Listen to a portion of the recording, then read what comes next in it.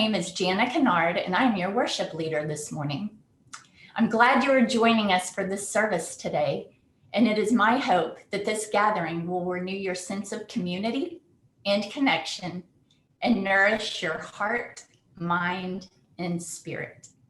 Today's service will be a little different from our normal virtual ones, and that we will be streaming the entire UUA Side with Love service because it is Side with Love Sunday.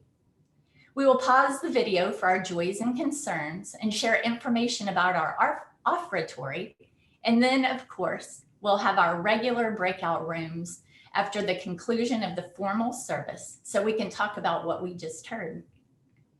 Thank you so much to our AV team volunteers today, host Spencer Maxwell and co-host Cindy Fountain and Jonathan Sarmiento.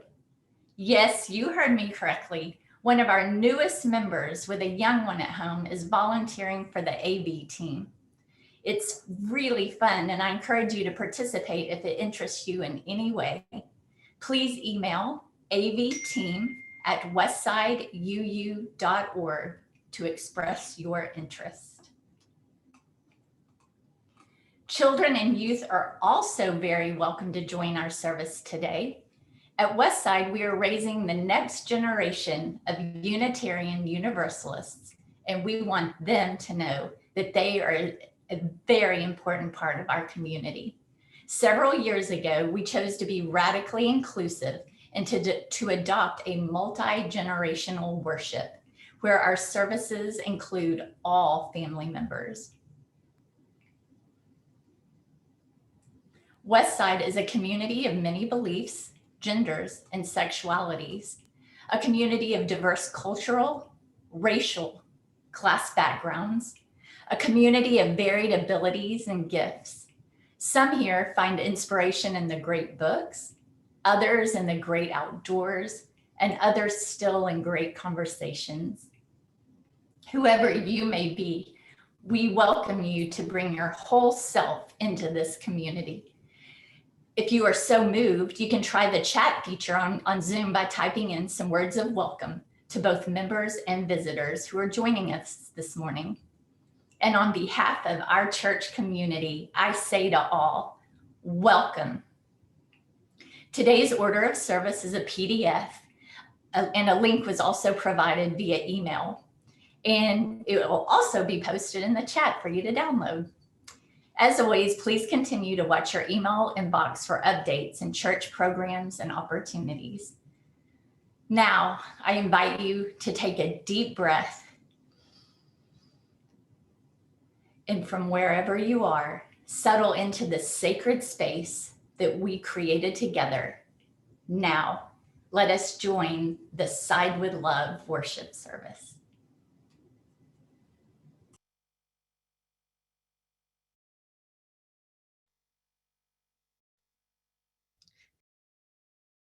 It is from a deep place of love and thankfulness that I welcome you to our 2021 Side with Love Sunday. This is our 12th annual Side with Love or Season of Love celebration. And without you, without you, each of you choosing love over and over and over again, we would not be the faith tradition that we are, and we wouldn't be in this moment. A moment where we can be together, a moment where we are invited to listen to the offerings of all the different participants spreading their theology of love from their own perspectives, from their own backgrounds, from their own lived experiences. At the same time, it is a call. It is a call and response to us to really embody, to live into love, to live into the values, the practices associated with the UU faith, to be in right relationship with movement at this moment. I always say to myself and even to my son Elijah, I ask us, what is love calling us to do? In this moment, as you enjoy and listen and absorb and allow yourself to be changed by the words you'll hear from the wonderful people that will um, that will be coming up next. I hope you will hold on to what is love asking you to do. And throughout this year and throughout your years, may you constantly, continuously, with rigor and intentionality, choose love over and over again. Welcome, beloveds. Thank you. Thank you for your time. And thank you for being you.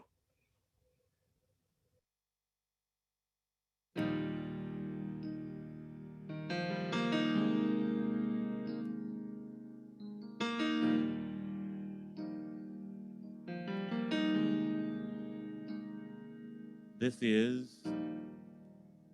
a holy moment.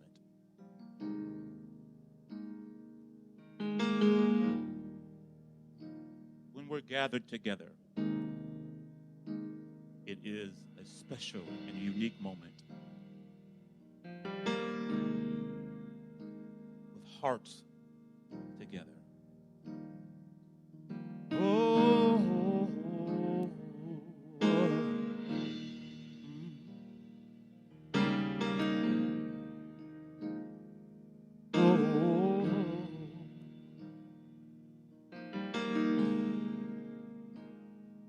when our heart is in a holy place, when our heart is in a holy place,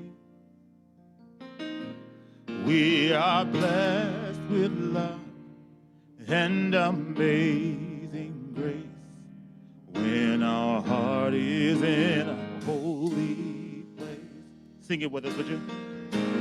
When our heart is in a holy place. When our heart is in a holy place.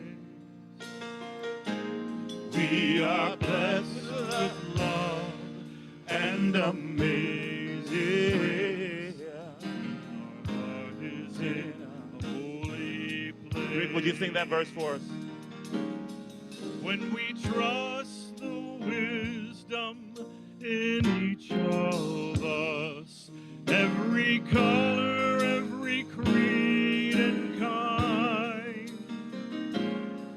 When we see our faces in each other's eyes, then our heart is in a holy place. Everybody sing when our heart is in a holy place.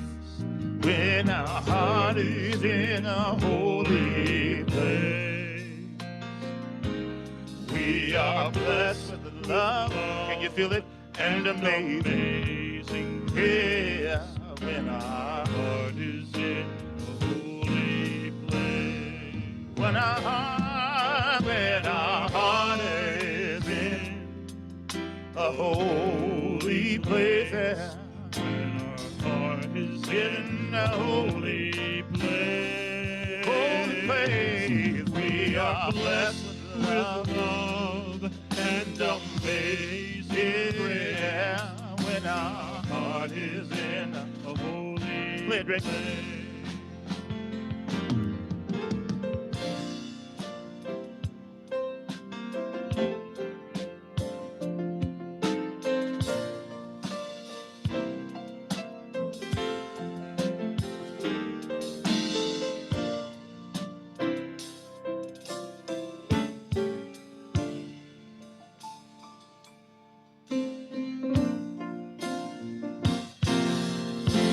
When our heart is in, when our heart is in, a holy reach out and touch somebody if you can. When our heart is in a holy place. Let him know that your heart is with him.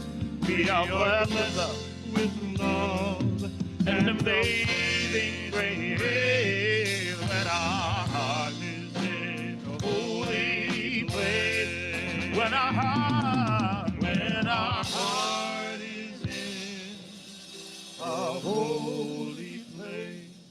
When our heart is in a holy place. We are blessed with love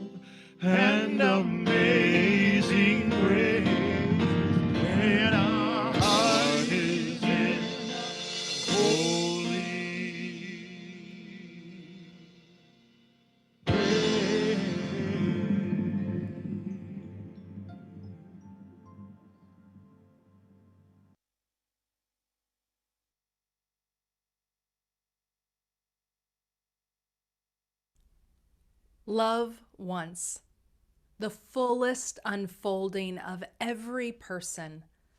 Love wants everyone to be free, to feel safe, to know joy.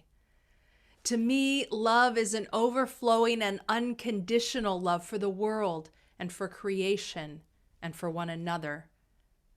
That spiritual foundation of love calls us to the policies and the practices that we need to sustain and nurture life, thriving life. Love means thinking about how we enact policies that make people's lives better. If we're talking about racial justice, love is acknowledging that there has been wrong, that there has been harm, and that whether you participated in it or not, you're benefiting from the inequitable results of that harm. What if love means letting go of what we think we know and being curious about what more there is to learn? What if love was not a commodity that could be bought and sold? Sometimes love isn't waiting for the other to come to us so that we can become agents of welcome, but rather us moving into the world to engage with others in their spaces, on their terms. Love asks for the release of all assumptions about who wants to be part of Unitarian Universalism. Love asserts that each of us matters and is worthy. Love knows our life-saving, life-giving faith must be available to every person who needs it. If you have a chalice at home, would you please light it in honor and in celebration of overflowing and liberating love?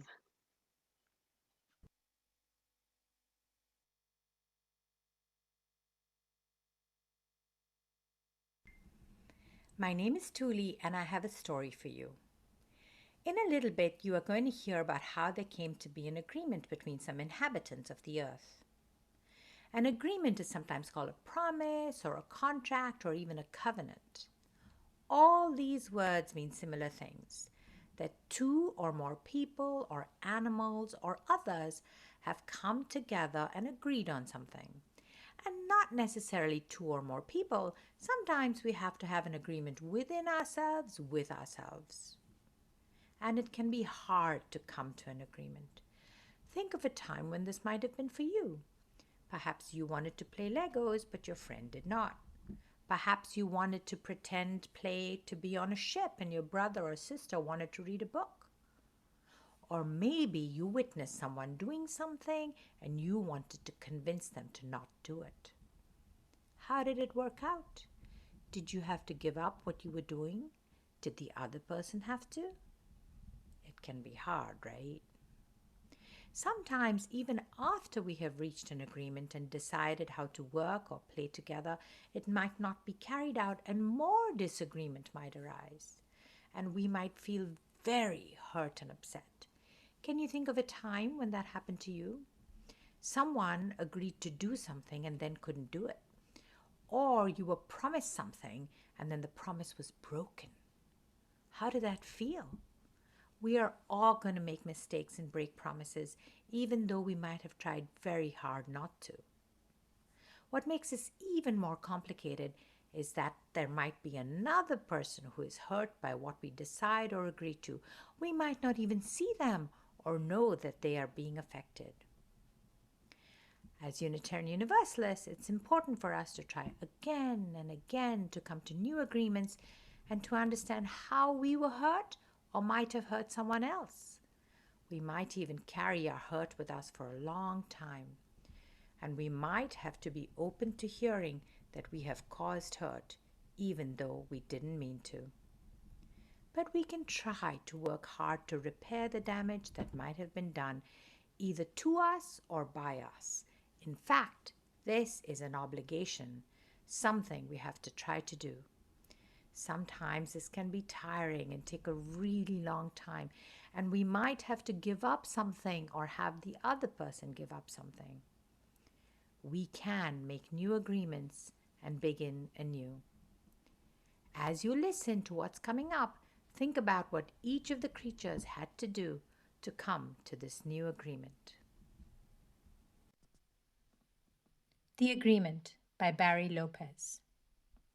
One time, before there were any people walking around this valley, there were bear people. There were also salmon people. The bear people had an agreement with the salmon people. The salmon would come upriver every fall, and the bear would acknowledge this and take what they needed. This is the way it was with everything. Everyone lived by certain agreements and courtesies. But the salmon people and the bear people had no agreement with the river. It had been overlooked. No one thought it was even necessary. Well, it was. One fall, the river pulled itself back into the shore trees and wouldn't let the salmon enter from the ocean. Whenever they would try, the river would pull back and leave the salmon stranded on the beach. There was a long argument, a lot of talk. Finally, the river let the salmon enter. But when the salmon got up into this country where the bears lived, the river began to run in two directions at once, north on one side, south on the other, roaring, heaving white water and rolling big boulders up on the banks. Then the river was suddenly still. The salmon were afraid to move. The bears were standing behind the trees looking out. The river said in the middle of all this silence that there had to be an agreement. No one could just do something whatever they wanted. You just don't take someone for granted. So for several days they spoke about it. The salmon said who they were and where they came from, and the bears spoke about what they did, what powers they had been given, and the river spoke about its agreement with the rain and the wind and the crayfish. Everybody said what they needed and what they would give away. Then a very odd thing happened. The river said it loved the salmon. No one had ever said anything like this before. No one had taken this chance. It was an honesty that pleased everyone. It made for a very deep agreement among them. Well, they were able to reach an understanding about their obligations to each other, and so everyone went their way. This remains unchanged. Time has nothing to do with this. This is not a story. When you feel the river shuddering against your legs, you are feeling the presence of all these agreements.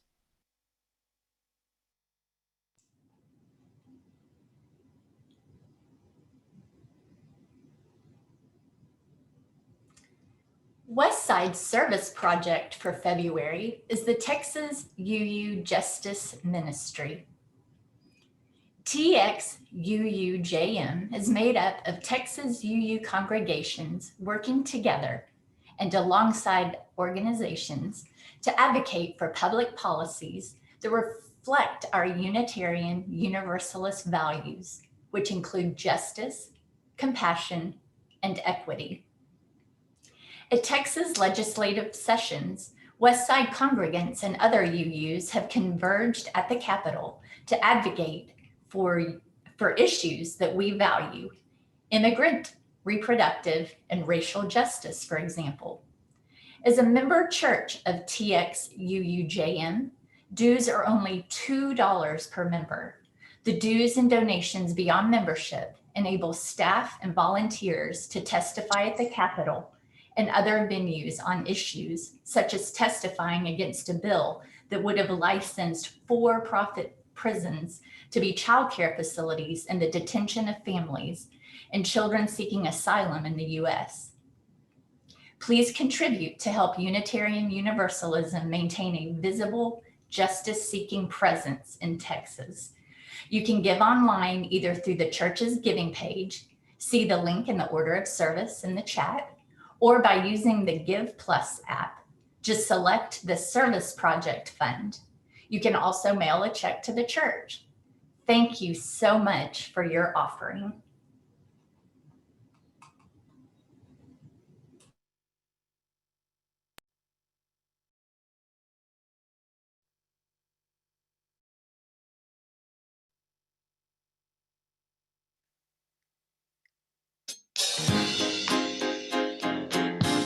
All right, everybody. Please rise and bow to your spirit as you're able. It's time for the love train. Everybody, put your hands together. Or just move from side to side as you're able. Yeah, it's all in love. Let's sing it. Come on. People all over the world, join hands. Start a love train. Love train. People all over the world, join hands. Start a love train. Love train. Everybody. People all over the world, join hands. Start a love train. Love train. Yeah. People all over the world, join hands.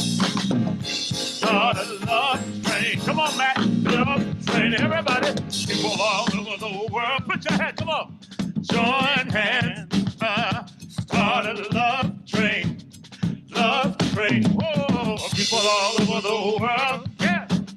Join hands and start a love train. Come on, Rick.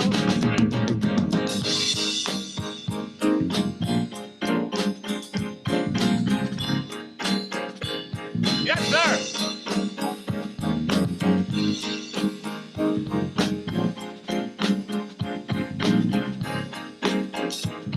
Everybody say, people all over the world, oh, join hands, start a love all over the world. People all over the world, join hands, start a love. One more time. People all over the world, join hands, start a love train. Love train. People all over the world, join hands, start a love train. Love train.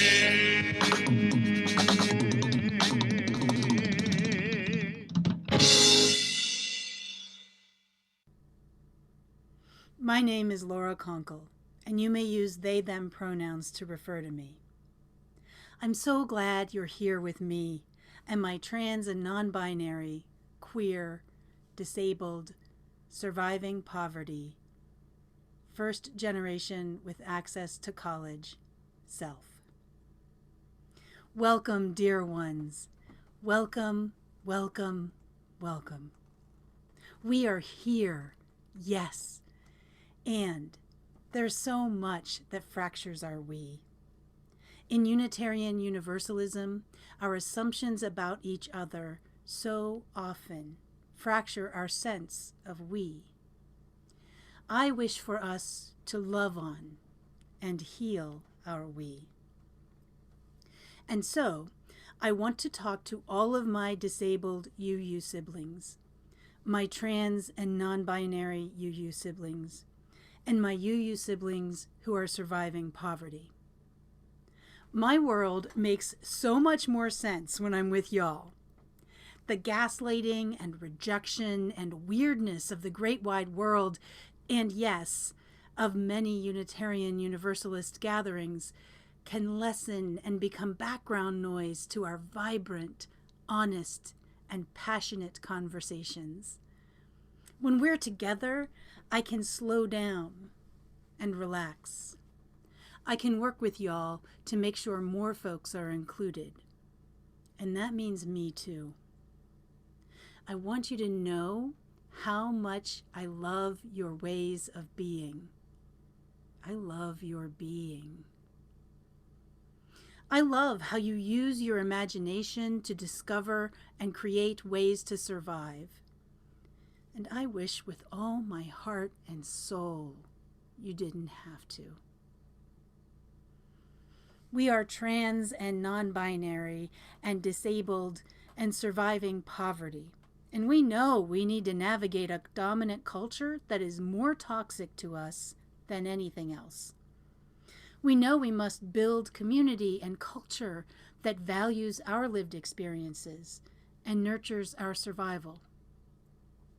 We know we are practicing the rejection of ableism and transphobia and elitism and ageism and homophobia and racism and all exclusion.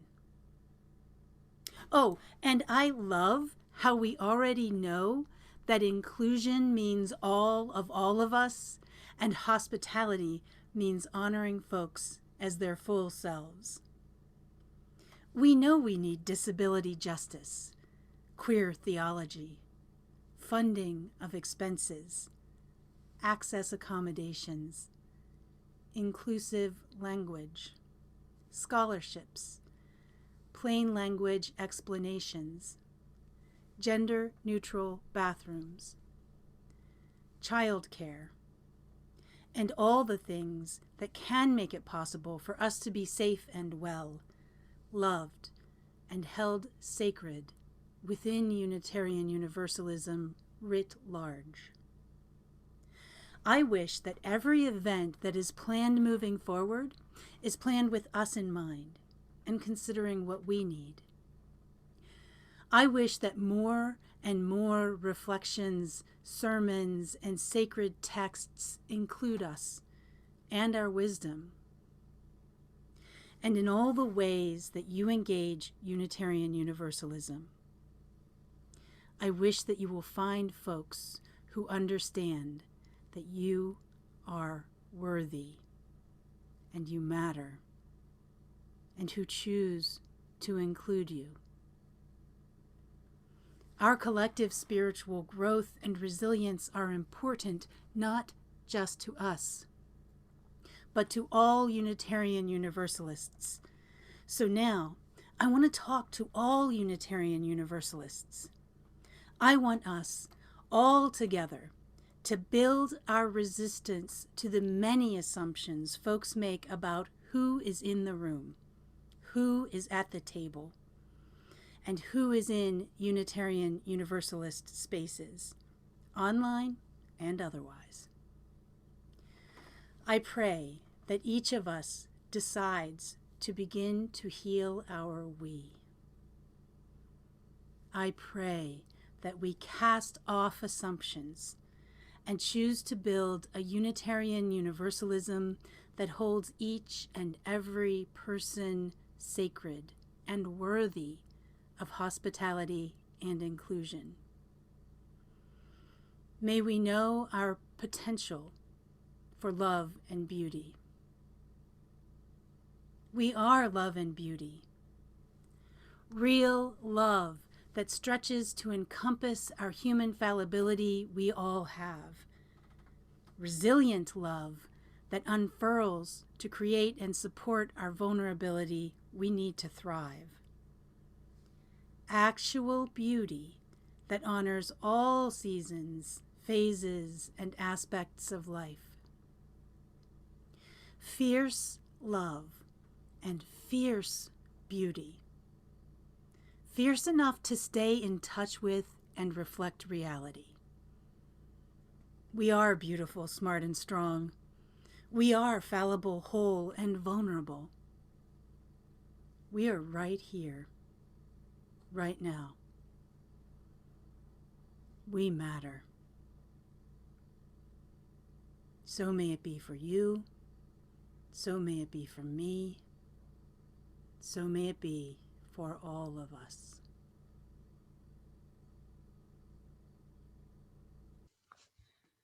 I love me a good anti-racism workshop. From the very first one that I led back in 1994, back then we used to call them diversity sessions, I got hooked. I found it was so powerful, so exciting to help a group of people engage in conversations about their social location, their commitment to change, their desire for justice. It was really, really amazing, and an early formational experience that led me down this vocational path. It's also true that it wasn't until I came to Unitarian Universalism that I found my true home in doing this work. Because before that, I used to do this work in academia and in nonprofit spaces, and it was much more of a brainy, heady thing. It was about the ideas and the sociology, which of course is very important and it's central to the work. But once I discovered the possibility of having these conversations as faith formation, everything shifted for me.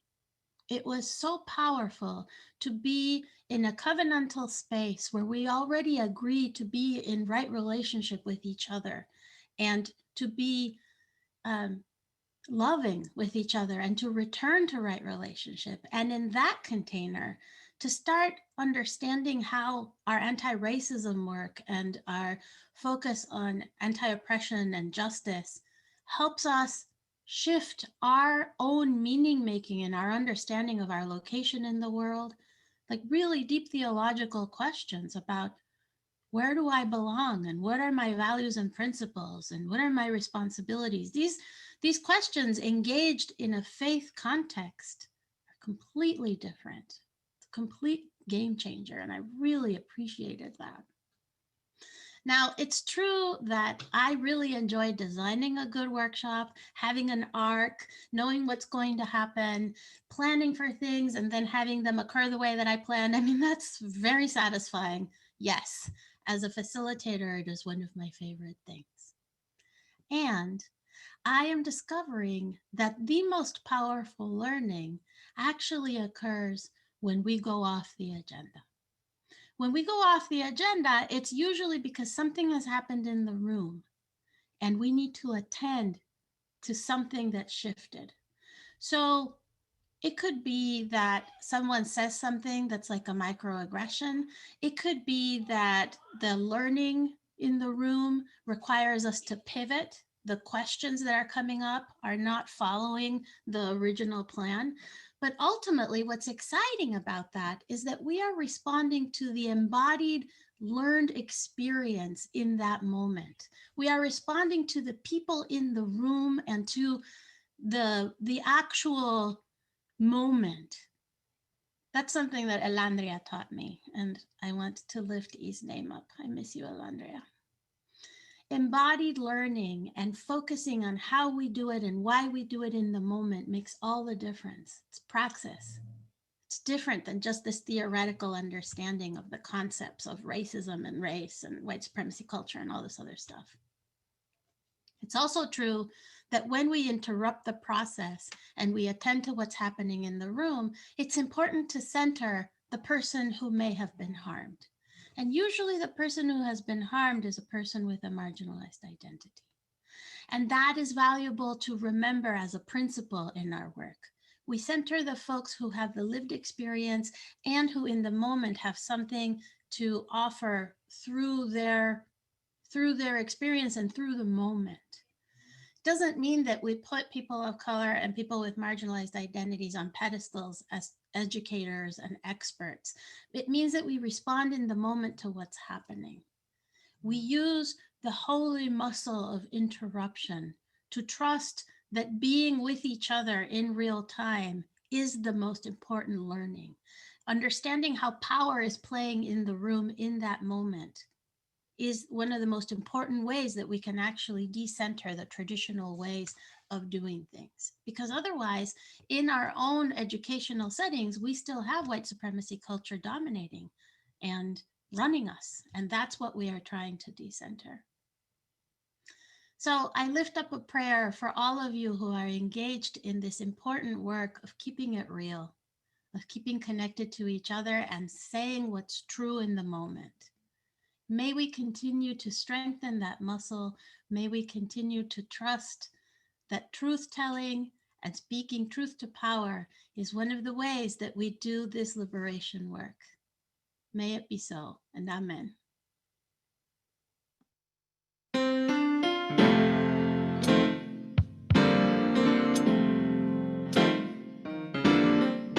I'm so glad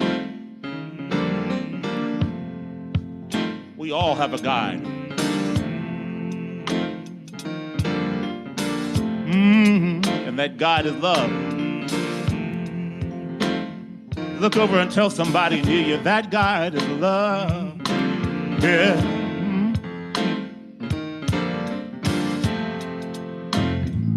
Love will guide us. Peace hath tried us. Hope inside us will lead the way on the road from grief to giving.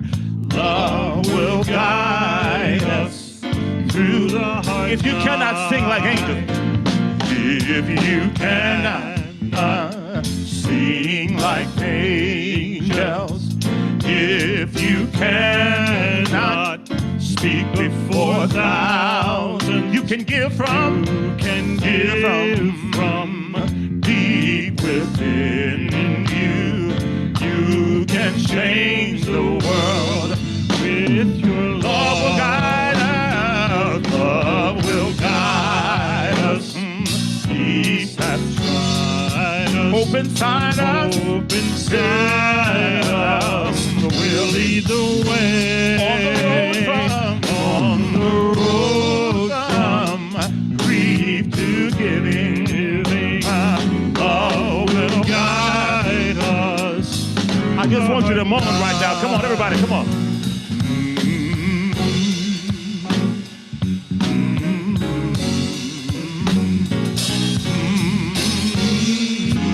Yeah.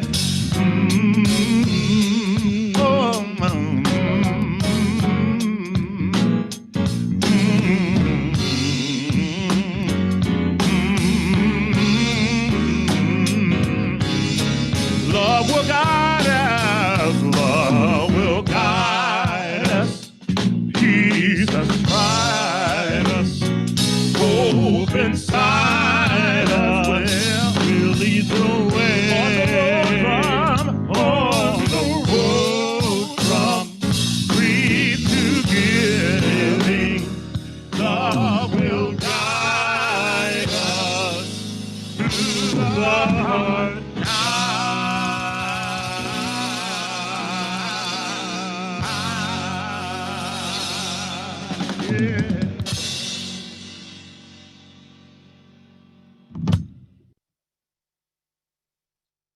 You know, in every moment, even if it doesn't feel like it, life is giving us an invitation.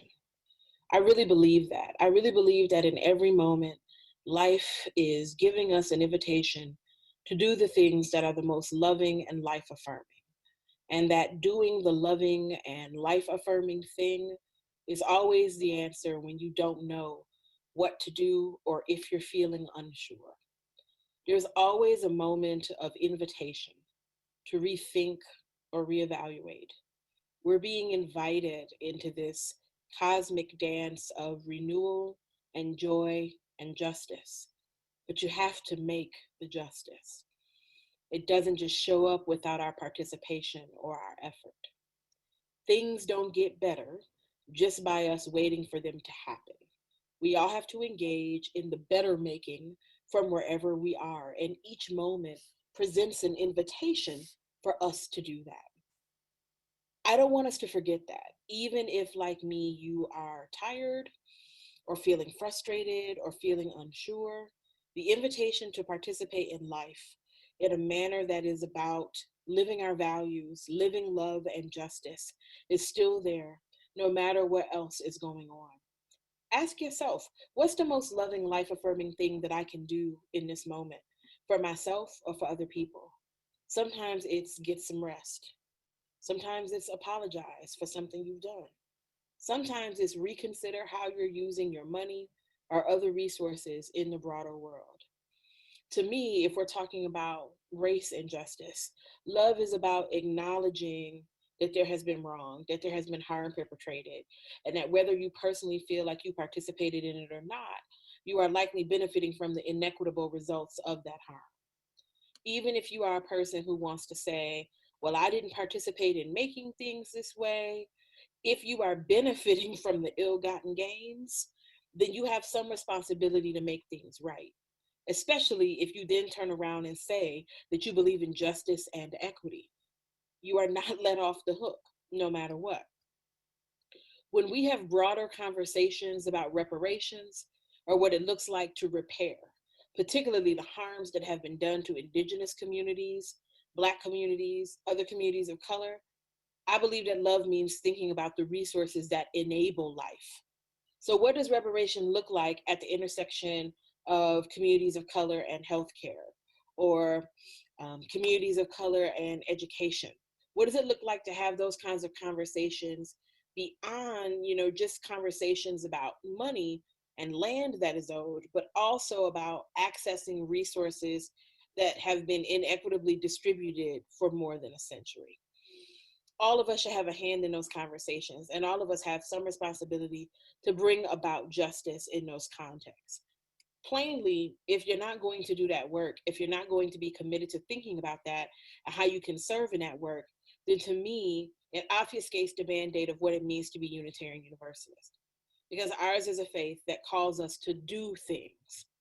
Being Unitarian Universalist in part means maybe you don't pray the way I pray. Maybe you don't pray at all. But how do we live together in equitable community, despite what I might think about God or what you might think about God? This is a faith that calls us to commit to the work of making justice. This is a faith that calls us to think about what it means not to believe the same, but to live together in beloved community, despite our own discrete perspectives about spirituality or the afterlife. That is a part of the call, the mandate of what it is to be Unitarian Universalist, to figure out how we live together in loving, equitable, just relationship with each other. I believe that the proof of our faith is the extent to which we do that. The proof of our faith is not in some confession that we make. The proof of our faith is not in some words that we say. The essence of our endeavor, the proof of what we believe, is in how we do the work of bringing about love, justice, and community. As Unitarian Universalists, I think we've given up perhaps too quickly on notions of salvation. If we think about the notion of being saved from harm, I don't know that it's actually possible to have personal salvation beyond the community. There's no way for you to have salvation and some kind of perfect, flourishing life outcome while everything around you is suffering and burning, because we're all connected. We are. If COVID hasn't reaffirmed in your mind that we're all connected, I really don't know what to tell you. Here we are right now, suffering through a global pandemic together. People are passing a deadly virus to each other through our breath that we can't see. That's a metaphor for us all being connected if I've ever heard one. I think it's something that we would do well to think about and remember. Our salvation is intimately tied up in each other's ability to see other people as worthwhile, all human beings as valuable and possessing dignity, all life as having value and possessing dignity. Now, that's not the same as liking me. This is not, I need you to like me. This is not, I need us to be best friends so that we can go to the shopping mall together. This is understand that I have as much of a right to human thriving and flourishing as anybody else, and that I have as much to offer as anyone else. And so do you. How do we create a context where all of that is possible, where all that human thriving and life is possible? That's going to require sacrifice and time and deep listening and nuance. But that's what being a Unitarian Universalist requires. Other faith traditions ask for other things. This is what Unitarian Universalism asks of us.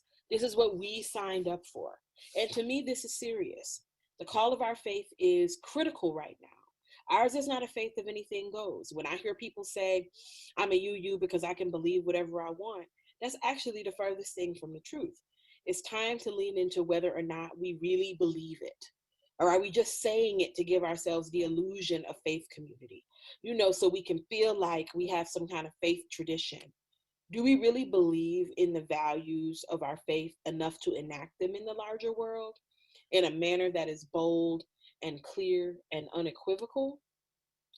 People need to know, especially in this moment, what our commitments are. And if we're going to say that we are a faith that is committed to justice, equity, and compassion in human relations, we have to actually do that. It's not just about saying the thing, we have to do the thing. Frankly, I'd feel better if we did less saying and more doing. I need us to have the collective maturity now to do what it is our faith asks us to do. Amen. Amen. Ashe. Love is asking something of us, and Unitarian Universalism is demanding something of us. It can be a lot to take the thoughts that are moving through our mind and to let them trickle down and integrate into our hearts, into our spirits. Let's go there now. Our worship service is shifting into a time of devotion and contemplation, where we can be alone with ourselves, with the breath,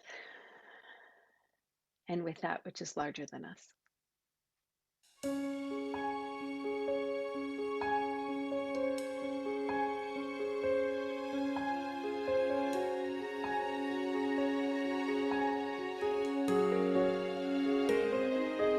There is more love somewhere. There is more love somewhere. I'm gonna keep on till I find it. There is more love somewhere.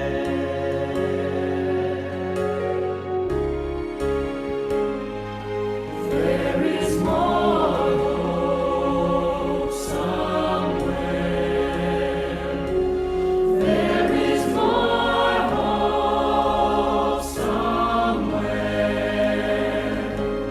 I'm gonna keep on till I find it. There is more hope somewhere.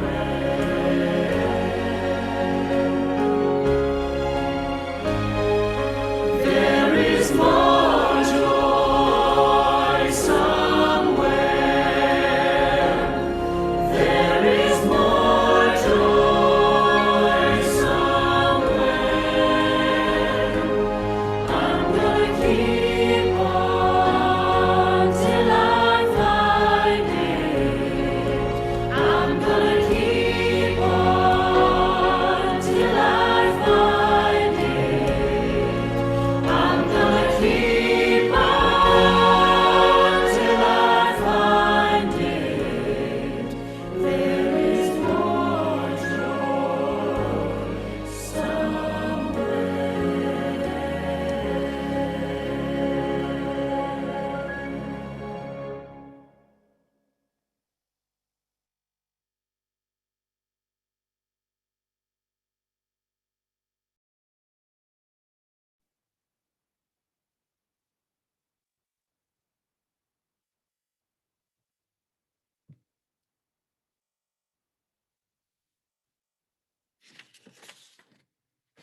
Good morning. As we share our joys with others, those joys are multiplied. When other hearts know our joy shines all the brighter. As we share our concerns, our community can offer its care. When other hearts know our sorrow, our burden becomes lighter. This is the time in our service when we offer witness and support for one another's journeys. Please post in the chat if you have a joy or concern you would like to share with everyone today and those who will be watching the recording later. Joys and concerns can be submitted at any time via email to pastoralcare@westsideuu.org or through the web form located on the Care and Support page of the church's website.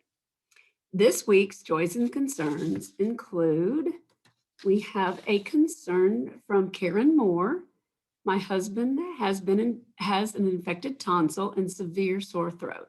Well wishes, thoughts, and prayers are much appreciated. P.S. It's not strep or COVID, thankfully. Joys from Matt Sachs. Martin Sachs, my dad, transitioned 54 years ago, February 11th, 1967. A Unitarian in Kansas City and Tampa, he was very involved in the church along with the rest of us. A great man, husband, father, and leader. Joy from Charlie Ford. Our wonderful pastoral care team provided some soup and comfort food in icy weather as I rehabilitate. And from Jana Francois Kennard, a joy, my mom's 84th birthday is today. Go Mimi. From Janelle Weaver, a concern for all the folks who have to get out in this weather.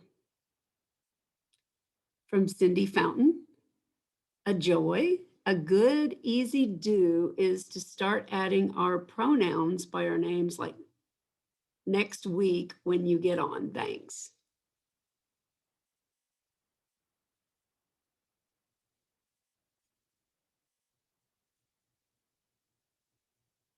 From Jonathan Sarmiento, we have a joy. Our nephew turned 3 last week. Well, happy birthday.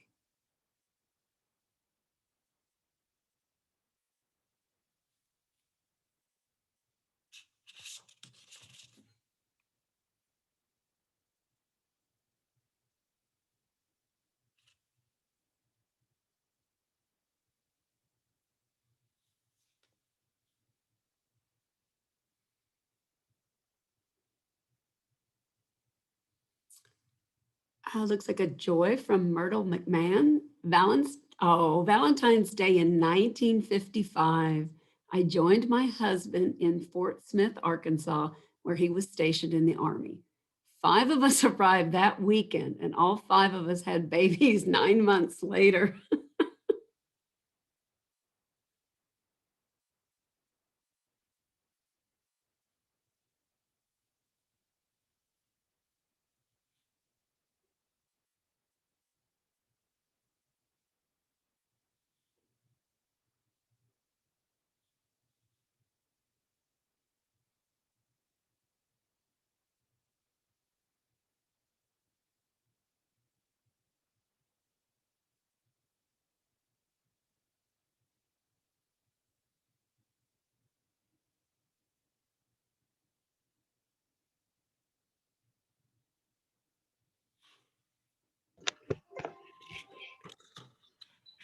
Thank you for sharing those with us. It is good to share with one another as sharing draws our community closer together. Please know that our pastoral care associates are available to support you with deep listening and, when needed, through our InReach Fund for short-term financial support for members in need. We are here for you.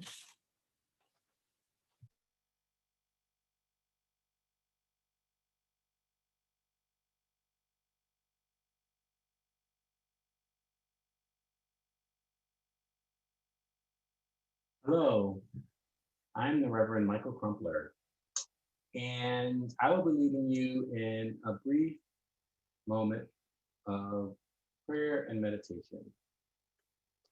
So let's begin by ensuring that you are comfortable and relaxed wherever you are, whether at your desk or on your couch or on the floor. If you would just, relax your shoulders. Breathe in, breathe out. Loosen your jaw.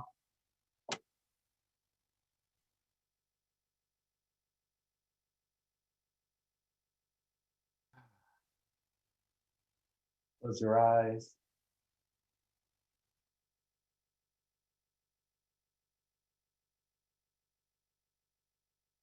And think about all that you are experiencing in the world.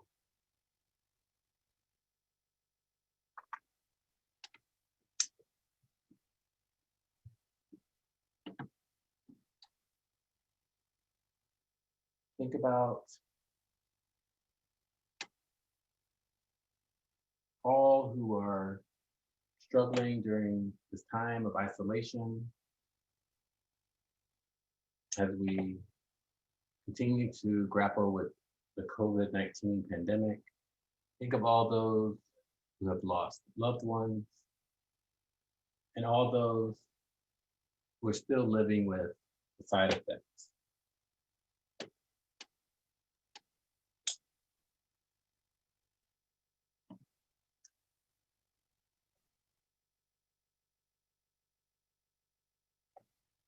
Think of those who are still traumatized by the events of January 6th.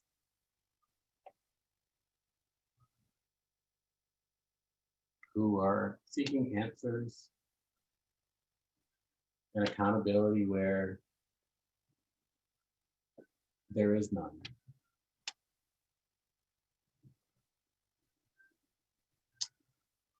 Think about this new day.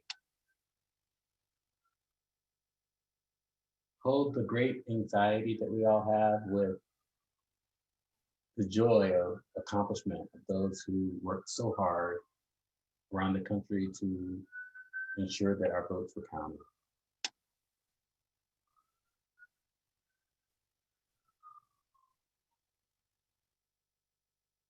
Now come back to yourself and your home and your family and all that you have to do. May you be well, may you be blessed. Amen. Ashe. May it be so. As you extinguish your chalice at home, may we give thanks for this time together, for the wisdom and inspiration that we've received. May we carry that wisdom into our lives and into our communities. May you find untapped sources of strength and courage and discover in yourself a new fire that burns in your belly and keeps you going. May the presence of spirit be proximate, cooling, and reassuring to you when you are overheated. May we all together choose to build a Unitarian Universalism that holds each and every person sacred and worthy of hospitality and inclusion. May you be well. Beloveds, as we leave this sacred time together, let us remember to praise this gift of life, to be attentive to its wonder and its beauty. May we kindle more love, more joy, and more song into our hearts and into our days. May we be led out in peace, and may we give back love.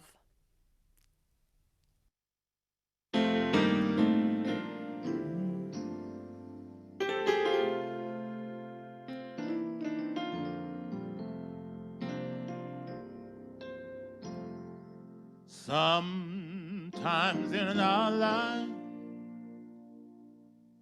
we all have pain, we all have sorrow.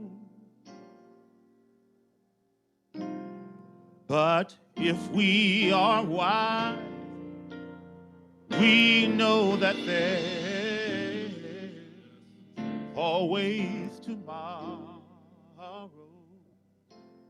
Lean on me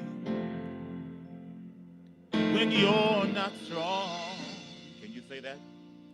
I'll be your friend. Let me hear you. I'll help you carry on, for it won't be long. I'm gonna need somebody to lean on.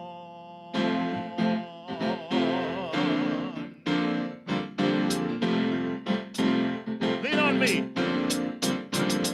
Lean on me when you're not strong. I'll be your friend. I'll help you carry on. For it won't be long till I'm gonna need somebody to lead.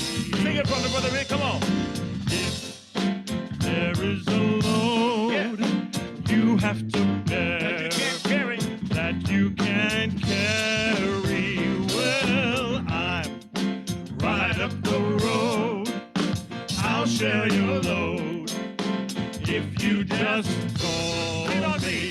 Lean on me, yeah. Everybody, when you're not strong, I'll be your friend. I'll be your friend. Yeah, I'll help you carry on. For it won't be long till I'm gonna need somebody to lean. All right, you just call on me, brother, when you need a hand. Yeah, we all need somebody to lean. I just might have a problem, I might have a problem that you'll understand.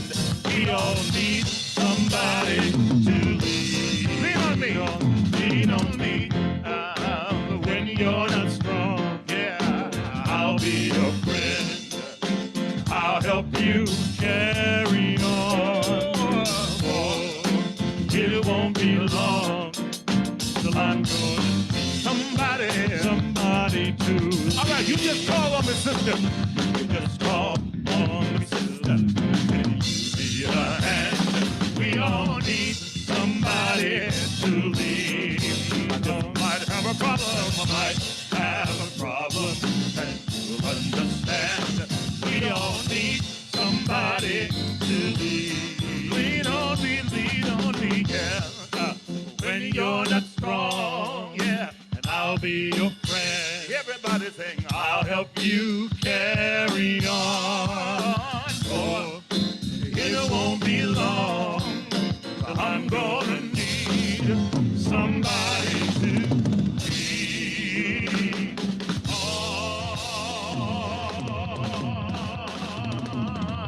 Let me hear you say yeah, come on.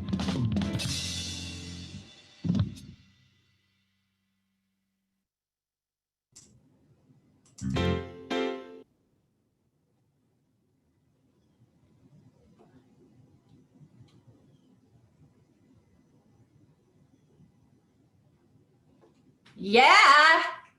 Please join me in the congregational closing.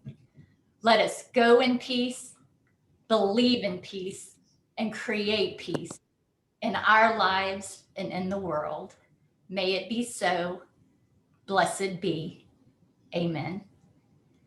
After the credits roll from the inspiring UUA service this morning, we invite you to continue to participate during our virtual coffee hour.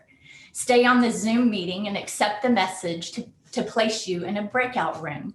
Please be mindful of our congregational covenant. Welcome newcomers and give everyone an equal chance to participate in conversation. Coffee hour will end at 11:40. Thank you.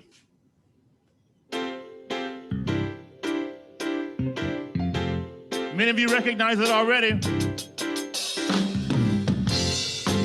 It is truly all we need. I want you to sing it with us. Come on. All you need is love. Yeah. All you need is love. All you need is love. Love. Love is all you need. Everybody sing. All you need is love. Yeah. I love it, Rick. All you need is love. All you need is love. Love. Love is all you need. Love, love, love. Love, love, love. Love, love, love. Everybody say love, love, love. Love, love, love. Love, love. Put your hands together. All you need is love. Yeah. All you need is love. All you need is love. Love, love, love is all you need. All you need is love. All you need